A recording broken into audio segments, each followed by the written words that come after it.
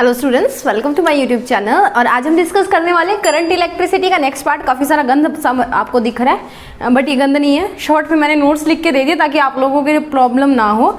सो आजकल थोड़ा टाइम कम होता है तो नोट्स लिखने में टाइम नहीं है, तो मैंने यहाँ पे सारा कुछ लिख दिया। आप इसको नोट डाउन कर लेना पॉज करके, ओके।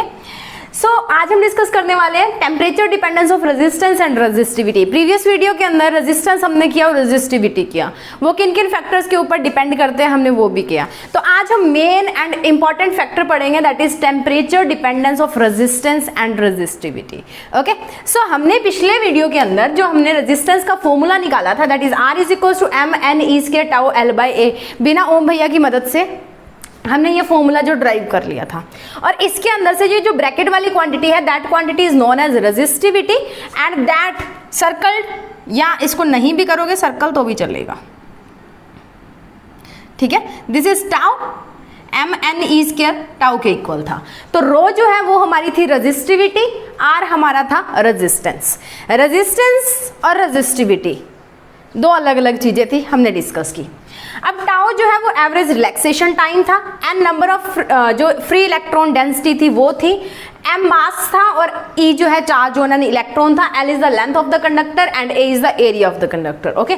उसके बाद में हमने इसको रो पुट किया तो हमारे पास रेजिस्टेंस आया था रो L/A के इक्वल, ओके। इसी को यूज करके बस ये जो तीन फॉर्मूलाज हैं, या दो ही मान लो, एक ये और एक ये, इसको तो आपको पता है कि ये रेजिस्टिविटी है, इनको यूज करके हमने सारा काम करना है, ओके। तो पहले बात करते हैं कंडक्टर्स की, यानी कि मेटल्स के केस में जो रेजिस्टेंस और रेजिस्टिविटी है वो टेम्परेचर के इंक्रीज होने से इंक्रीज होती है, डिक्रीज होने से डिक्रीज होती है। तो उसका केस करते हैं। So first of all, temperature अगर इंक्रीज होगा तो क्या क्या इफेक्ट देखने को मिलेंगे हमें एक कंडक्टर के अंदर, तो वो देखिए। अगर हम किसी कंडक्टर का, ये मान लो कंडक्टर है, इसका टेम्परेचर मैं राइज कर दूं, क्या होगा? मोर वाइब्रेशंस इन इलेक्ट्रॉन्स। इलेक्ट्रॉन्स जो है वो बहुत ज़्यादा वाइब्रेट करेंगे। जैसे हमने बोला था कि इनकी कोलिजन होगी कर्नल्स के साथ, तो ये क्या करेंगे? बहुत ज़्यादा वाइब्रेट करना, ऐसे वाइब्रेट होने स्टार्ट हो जाएंगे, यानी कि हलचल ज़्यादा पैदा हो जाएगी। क्यों हो जाएगी? क्योंकि इनको थर्मल एनर्जी मिल जाएगी, और थर्मल एनर्जी के कारण इनके अंदर काइनेटिक एनर्जी आ जाएगी। पिछले वीडियो में हमने किया था, और काइनेटिक एनर्जी आ गई तो इन्होंने मूव करना स्टार्ट कर देना है। जितना स्पेस मिलेगा उसके अंदर ये टकराते मूव करते रहेंगे। उसके बाद में है, अब देखो मूव करेंगे तो फ्रीक्वेंट कोलिजन्स होंगे। फ्रीक्वेंट कोलिजन का मतलब बहुत ज्यादा फ्रीक्वेंसी के कोलिजन्स। फ्रीक्वेंट कोलिजन्स होंगे यानी कि frequency, number of collisions in a particular time increase हो जाएंगे। अब अगर नंबर ऑफ कोलिजन्स इंक्रीज हो गए तो ये रिलैक्सेशन टाइम तो डिक्रीज हो गया ना। रिलैक्सेशन टाइम क्या था? दो सक्सेसिव कोलिजन्स के बीच का टाइम था ना। अब ये लगातार इससे आया, फिर इससे, इससे, इससे, इससे, आप पलक झपक रहे हो, इतने में कई सारे कोलिजन्स हो रहे हैं। तो अगर आप पलक झपकोगे कितना टाइम लगता है एक आई को ब्लिंक करने के अंदर? ब्लिंकिंग ऑफ आई के अंदर कुछ सेकेंड्स भी नहीं लगते। तो टाउ क्या हो गया? बहुत ज्यादा कम हो गया। अब टाउ कम हो गया यानी कि relaxation time between two successive collision जो है वो डिक्रीज कर गया। अब ये चीज होगी, उसके बाद में हमें टाउ यहां से मिल गया कि टाउ क्या हो रहा है? डिक्रीज हो रहा है। अगर टाउ डिक्रीज हो रहा है तो रेजिस्टिविटी क्या होगी? इंक्रीज होगी। और अगर रेजिस्टिविटी इंक्रीज हुई तो रो आर भी क्या होगा? इंक्रीज होगा। ये चीज क्लियर हुई? इफ टाउ इंक्रीजेस, जब टेम्परेचर इंक्रीज किया, टाउ डिक्रीज किया, और इन दोनों फैक्टर्स के कारण हमारा रेजिस्टेंस इंक्रीज किया और रेजिस्टिविटी भी क्या की? इंक्रीज की। ये तो होगी फर्स्ट की बात। नेक्स्ट, आउटरमोस्ट इलेक्ट्रॉन्स, आप केमिस्ट्री में पढ़ते हो ionisation of energy. Ionisation of energy या आयोनाइजेशन एनर्जी क्या होती है कि जो हमारे पास बाहर वाले वैलेंस शेल के अंदर, ये न्यूक्लियस है, ये इसके शेल्स है, और बाहर वाले वैलेंस शेल के अंदर क्या होता है? वो पर्टिकुलर एनर्जी जो इसको एक्साइट करके बाहर निकालते हैं, वो एनर्जी जो रिक्वायर होती है इसको इस शेल में से बाहर निकालने के लिए, इस एटम में से बाहर निकाल लेने के लिए, that is known as ionisation energy. तो अब क्या होगा? जो अब टेम्परेचर राइज करेंगे तो थर्मल एनर्जी मिलेगी। अब थर्मल एनर्जी मिलेगी, वो क्या करेगी? इलेक्ट्रॉन्स को आयोनाइज कर देगी। आयोनाइज करेगी, और वो अब बाहर वाले इलेक्ट्रॉन्स क्या होते हैं? भागने को तैयार रहते हैं। जैसे गेट के पास जो स्टूडेंट्स होते हैं ना, लेक्चर ओवर होते ही बाहर भागने के लिए तैयार रहते हैं, ठीक है। जैसे मैडम ने बोला बस हो गया, बाहर भाग जाते हैं। तो ये भी क्या होते हैं? बाहर भागने को तैयार नहीं होते। जैसे ही आयोनाइजेशन एनर्जी मिली, ये गायब, ये निकल जाते हैं। तो आउटर मोस्ट इलेक्ट्रॉन्स जो है वो आयोनाइज हो जाते हैं और फ्री हो जाते हैं। अब अगर फ्री हो गए तो फ्री इलेक्ट्रॉन डेंसिटी है वो भी तो बढ़ जाएगी। एन की वैल्यू क्या होगी? इंक्रीज होगी। अब एन अगर इंक्रीज हो गया तो देखो इनवर्सली प्रोपोर्शनल है, एन अगर इंक्रीज हुआ तो रो हमारा डिक्रीज हो जाएगा। इफ एन इंक्रीजेस क्या होगा? रो डिक्रीजेस, इसके अगेंस्ट क्या आएगा, रो की वैल्यू क्या होगी, डिक्रीज होगी। अगर रो डिक्रीज हो गया तो रेजिस्टेंस भी क्या हो गया, डिक्रीज हो गया। एरो अपवर्ड है मतलब इंक्रीज हो रहा है, एरो डाउनवर्ड है मतलब डिक्रीज हो रहा है। ओके, अब एक चीज है कि मैंने साथ में ही तो ये बोल दिया, दो चीजें बोल दी, ठीक है। मैं इसको रब कर रही हूं, यहां पे लिख देती हूं, आपको समझ आ जाएगा। मैंने फर्स्ट इसके कारण बोला ये वाली चीज, ठीक है, ये वाली चीज मैं नीचे लिख रही हूं, दैट इज हमने टेम्परेचर इंक्रीज किया, ठीक है, रिलैक्सेशन टाइम डिक्रीज हुआ, और रिलैक्सेशन टाइम के डिक्रीज होने से हमारे पास आर एंड रो दोनों क्या हो गए, इंक्रीज हो गए। एक बात तो मैंने ये बोल दी। दूसरी बात मैं बोल रही हूं कि टेम्परेचर इंक्रीज हुआ, एन इंक्रीज हुए, एन के इंक्रीज होने से इन्वर्सली प्रोपोर्शनैलिटी के कारण रो क्या हो गया, डिक्रीज हो गया। अब आप बोलोगे कि ये क्या है मैम ने ये क्या किया, एक बात, एक साइड पे बोल रहे हैं कि इंक्रीज हो रहा है, एक साइड पे बोल रहे हैं कि डिक्रीज हो रहा है, व्हाट इज दिस, कि ये है क्या। अब एक चीज है कि एक फैक्टर डोमिनेट करेगा, डोमिनेट करने का मतलब क्या है कि एक इससे आगे निकल जाएगा, दूसरा पीछे रह जाएगा, और जो पीछे रह जाएगा उसको हम निग्लिजिबल ले लेते हैं, उसका इफेक्ट कम लेते हैं। सो यही चीज मैंने यहाँ पे लिखी कि in conductors number of free electrons per unit volume are already large. Electrons की जो डेंसिटी होती है फ्री इलेक्ट्रॉन्स की, वो मेटल्स और कंडक्टर के अंदर बहुत ज़्यादा होती है। अगर आपको याद हो तो मैंने आपको बताया था कि जो n की वैल्यू है दैट इज 10⁻26 से लेके 29 इलेक्ट्रॉन पर मीटर क्यूब में होते हैं इन केस ऑफ मेटल्स। तो ये बहुत ज़्यादा है। अब एक समुंदर है, समुंदर के अंदर आप एक बाल्टी, उसके अंदर बहुत सारा पानी और एक बाल्टी पानी डाल दो, वो दिखाई देगा, नहीं देगा। आप निकाल लोगे कि ये बाल्टी पानी मैंने डाला था, या उस समुंदर को उस एक बाल्टी पानी से कोई इफेक्ट पड़ा कि बाढ़ आ गई उसके अंदर, नहीं ना। तो अगर मान लो 10⁻26 से अगर 27 हो गए तो क्या उखड़ जाएगा, कुछ भी तो नहीं, ठीक है। ऑलरेडी बहुत ज़्यादा है, एक आधा और बढ़ गया तो फिर क्या है, ठीक है, ऑलरेडी बहुत ज़्यादा है, एक आधा और बढ़ेगा तो दैट डजेंट मैटर। तो ये फैक्टर जो है इसका इफेक्ट लेस हो जाता है, जो n है उसका इफेक्ट क्या हो गया, लेस हो गया। तो ये वाला जो फैक्टर है, ये वाला फैक्टर ये डोमिनेट कर जाता है, इट डोमिनेट्स। डोमिनेट्स मतलब, डोमिनेट करने का मतलब क्या होता है, एक के प्रभाव को कम करके खुद आगे निकल जाना। तो इसको डोमिनेट कर, ये क्या है, इसके प्रभाव को कम कर दिया, इसके इफेक्ट को कम करके ये जो है ये भाई साहब खुद आगे निकल गए। और हम क्या बोलेंगे कि अगर टेम्परेचर इंक्रीज हो रहा है तो n इंक्रीज हो रहा है और टाउ डिक्रीज हो रहा है, बट n का इफेक्ट कम आ रहा है, देयरफॉर अगर टेम्परेचर इंक्रीज होगा तो टाउ डिक्रीज होगा, और अगर टाउ डिक्रीज होगा तो r इंक्रीज होगा और रो भी क्या होगी, इंक्रीज होगी। इसको पॉज कीजिए, नोट कीजिए, उसके बाद करते हैं इसका ग्राफ, ठीक है। पॉज करके नोट डाउन कीजिए।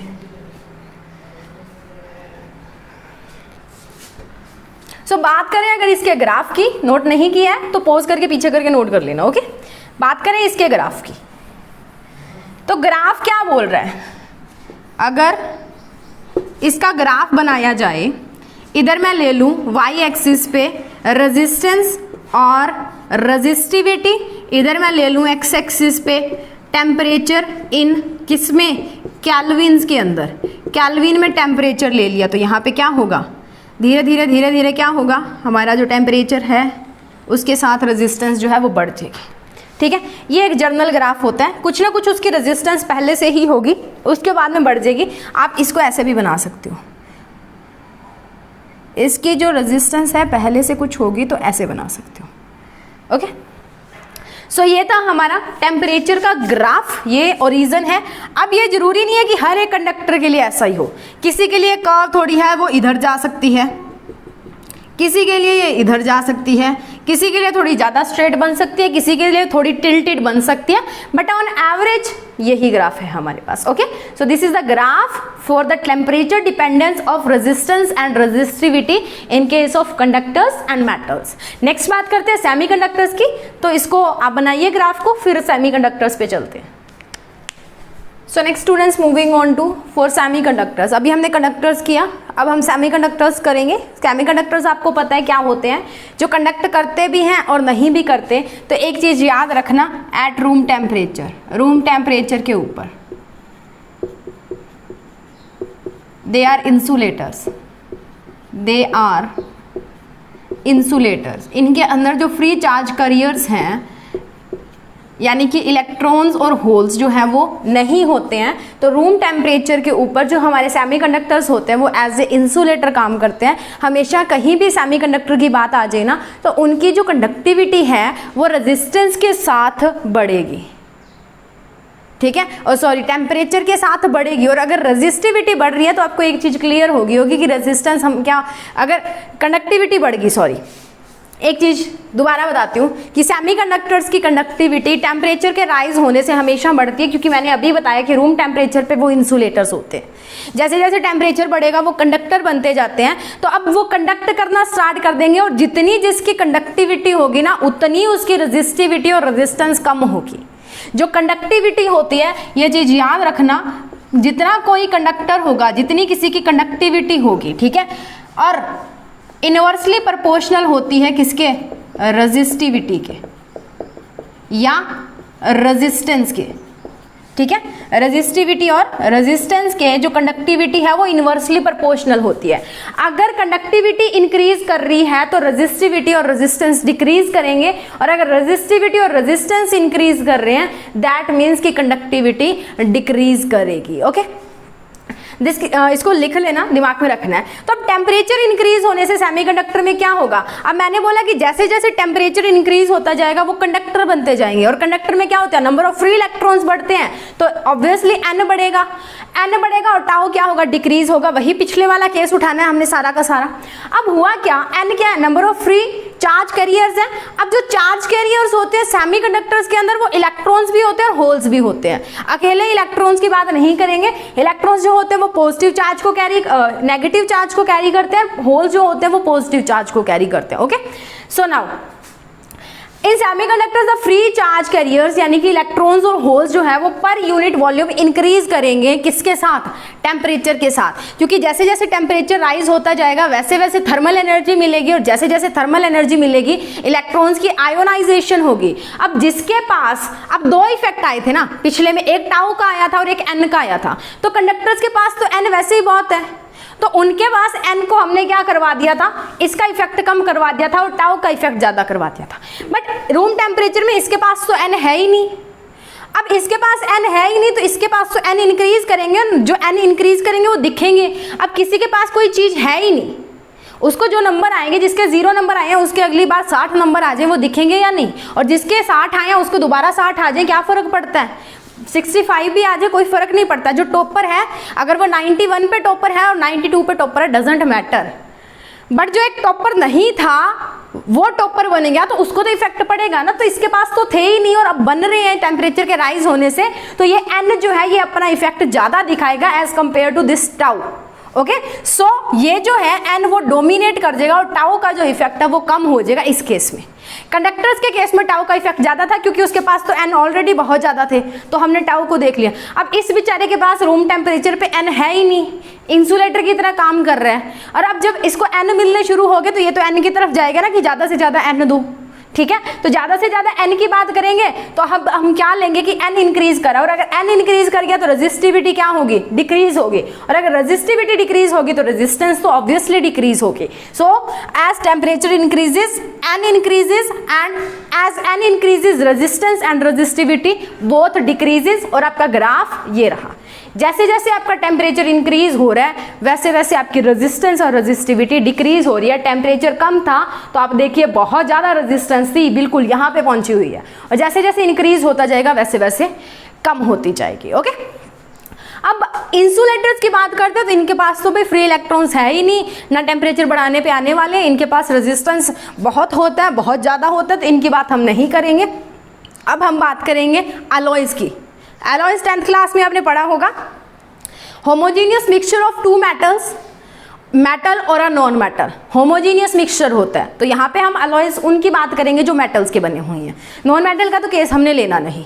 और अब सेमीकंडक्टर्स आपके यूज़ कहाँ पे होते हैं, आपके पास मेमोरी कार्ड्स होंगे, अपने फ़ोन के अंदर डालते हो जो चिप SD कार्ड जो होता है, सेकेंडरी डिस्क जो होती है, that are made up of semiconductors, और सेमीकंडक्टर की एग्जाम्पल होती है that is germanium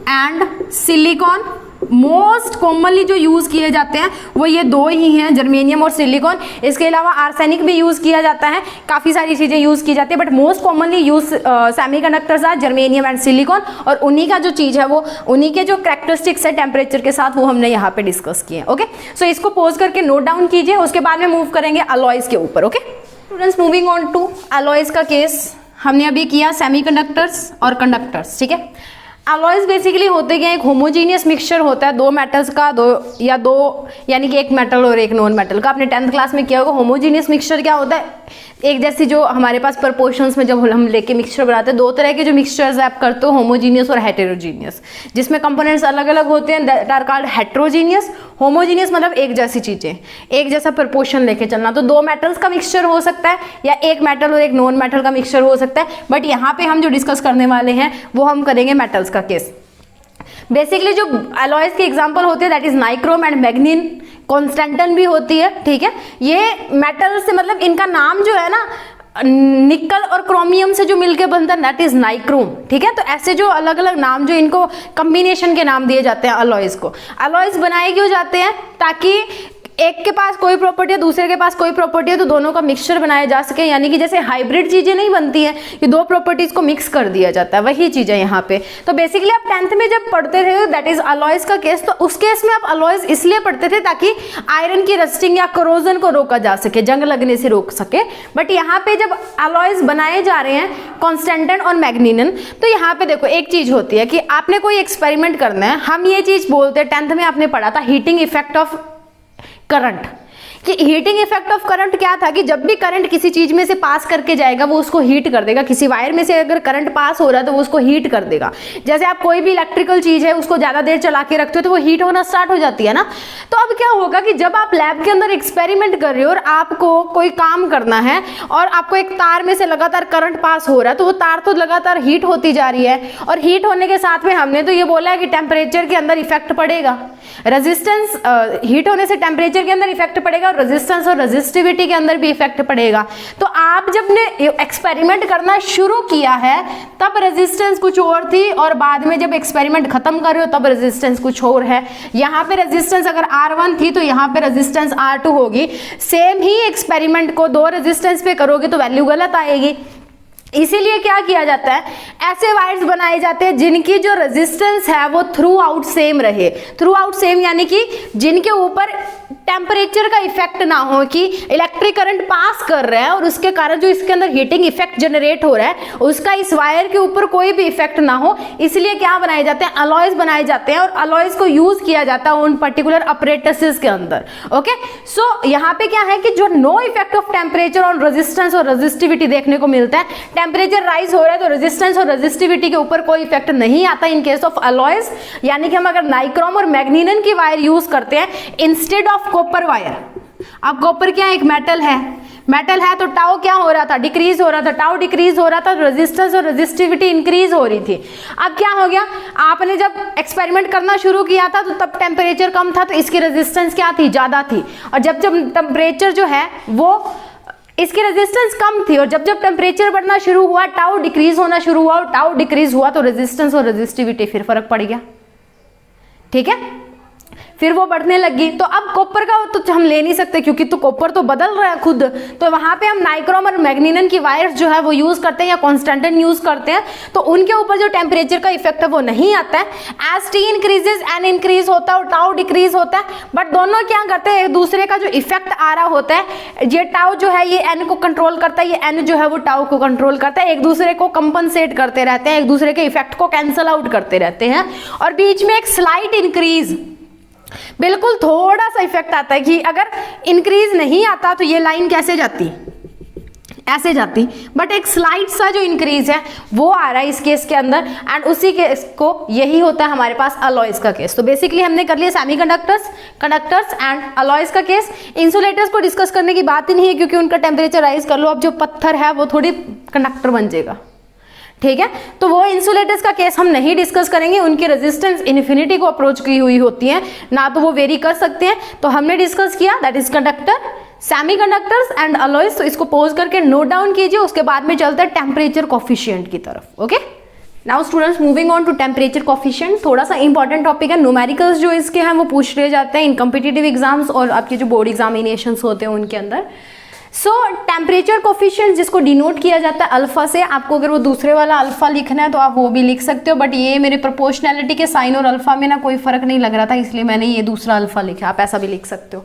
okay, now हमने डिस्कस किया पहले, या जो ऑब्जर्वेशंस हैं उन एक्सपेरिमेंट्स जो किए जाते हैं उनमें से ऑब्जर्व किया गया कि जैसे ही हम टेम्परेचर को T से DT बना देते हैं, यानी कि जो हमारे पास टेम्परेचर था उसके अंदर DT टेम्परेचर को अगर हम इंक्रीज कर देते हैं किसी भी टेम्परेचर को, तो जैसे मान लो T था वो 30 केल्विन था, हमने थोड़ा सा टेम्परेचर इंक्रीज किया 10 केल्विन का, तो बाद में जो फाइनल टेम्परेचर है वो तो T प्लस DT हो गया ना, T प्लस TT। पिछली बार थर्मोडाइनमिक्स में पढ़ा होगा 30 plus 10 which is equals to 40 kelvin. Okay, so यही चीज़ है कि T plus DT temperature rise को इंडिकेट कर रहा है, और जैसे टेम्परेचर राइज को हमने देखा था तो उसके साथ हमारी जो रेजिस्टेंस है वो भी तो चेंज हो रही थी, तो रेजिस्टेंस R0 से R0 प्लस DR चेंज होगी। A small change in temperature produces a small change in resistance that is DR। Okay, so first and second equation, यहाँ से ये जो हमने लाइन्स लिखे हैं इनमें से हमें क्या मिल रहा है कि DR जो है वो DT के प्रोपोर्शनल है, क्योंकि जब हम टेम्परेचर चेंज कर रहे हैं तभी रेजिस्टेंस चेंज हुई है, और एक जो DR है वो प्रोपोर्शनल है किसके, R0 के।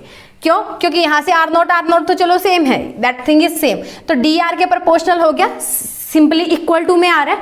तो अब इसके बाद क्या हो गया, देखो from first and second equation जो हमारा DR है दैट प्रोपोर्शनल्स टू R0 DT, और ये प्रोपोर्शनैलिटी का साइन हटेगा तो यहाँ पे आ जाएगा alpha, and DR is equals to alpha R0 DT, and that alpha is known as coefficient of thermal resistance, और इसका अलग नाम भी है that is temperature coefficient. Okay, या इसको कई बार थर्मल रेजिस्टेंस का कोफिशिएंट भी बोल दिया जाता है, और 90 to 91% टाइम या 90 to 91% केसेस के अंदर इसको कांस्टेंट ही ट्रीट किया जाता है। ठीक है, यानी कि अल्फा को हम कांस्टेंट ही लेते हैं। तो हम मान लेते हैं कि अल्फा जो है वो कांस्टेंट है टेम्परेचर के साथ, तो हमने क्या करना होता है, जब भी पूरी चीज को निकालना होता है तो हम क्या लगाते हैं, कंप्लीट चीज का जब निकालते हैं तो दैट इज हम इंटीग्रेशन लगाते हैं। R0 से RF तक हमने DR की इंटीग्रेशन कर दी, इनिशियल रेजिस्टेंस R0 थी और फाइनल रेजिस्टेंस RF थे, और TI से TF तक हमने टेम्परेचर चेंज किया और इधर से अल्फा R0 DT का इंटीग्रेशन कर दिया। अब DR की इंटीग्रेशन क्या होती है, R होती है, तो लिमिट कहाँ से कहाँ तक लगी, R0 से लेके RF तक लगी। उसके बाद में हमारे पास अल्फा R0 तो कांस्टेंट है, बाहर आ गया। ठीक है, अल्फा R0 जो है वो कांस्टेंट है, बाहर आ गया।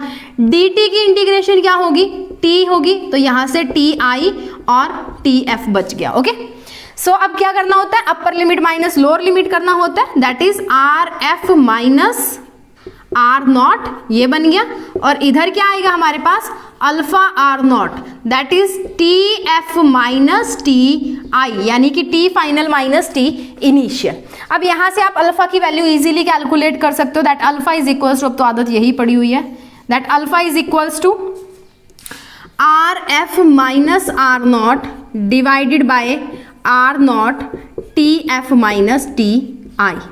ये आ गई आपके पास अल्फा की वैल्यू। कहीं भी आपको न्यूमेरिकल के अंदर अल्फा निकालना हो, यानी कि टेम्परेचर कोफिशिएंट निकालना दिया होगा, तो आप इसी वैल्यू को यूज करोगे। ओके, इसको आप नोट कीजिए एक बार पोज करके, फिर इधर वाला रब करते हैं, जल्दी से इसको पोज करके नोट डाउन कर लीजिए।